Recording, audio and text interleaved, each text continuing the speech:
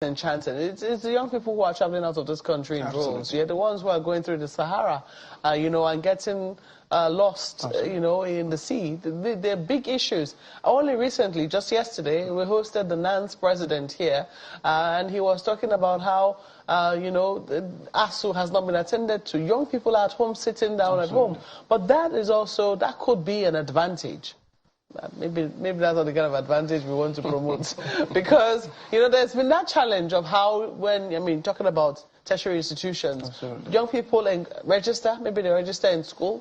On elections day, they are at home because schools are closed, and oftentimes universities are closed. They are asked to go home and vote, you know.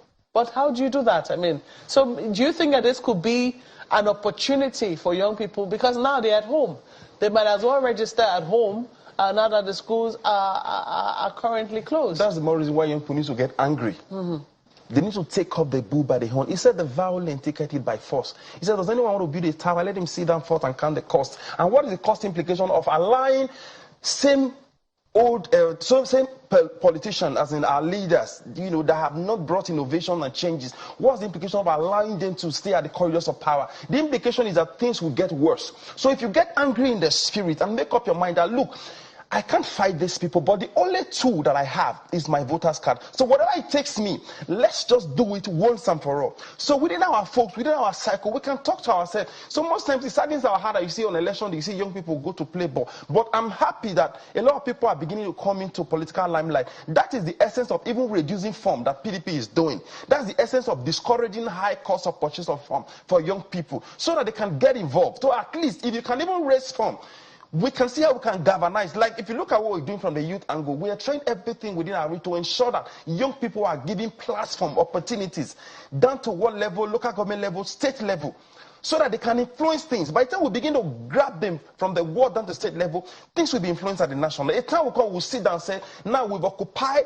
from the world level down to National Assembly. Now we want to sit down and make a decision across party line that young guys, as it stands right now, 50% of people from the from the councillorship down to House of Rep, we are below the age of 40. We want to determine who becomes our next president. I bet you things will change drastically. Well, it's a workable principle. I've listened to the same arguments instead on this chair for women as well. Because, you know, when you're talking about young people, I have to ask, does this include women? Are you including young girls in this conversation? Just wondering, confronting young people today, do you think that you need to work across party divides to be able to surmount this challenge? Now let me just quickly ask him this, because he hasn't said much. Do you think that you need to work across party divides? Absolutely. To be able to surmount some of those challenges? Absolutely, absolutely. I think we should get to a stage where we come together as a body, as a team, and say, okay, irrespective of our political affiliation, religious affiliation, what's our vision? What's the vision that drives the young people? What do we want to achieve as a young person? What's our aim and objective in this country? What are we looking at? Where are we being disenfranchised? Then let's come together and speak with one voice, irrespective of anything. How possible is that, considering just how, when I look at social media, you have to ask, it's young people who mostly occupy the space, and they would seem that they're the most divided along those lines. So how possible do you think that is? It's extremely possible. We practiced it during the NSAS, and young people came together and, you know, we pulled through. So I think if we have this little space that we've been agitating for, we can still put through.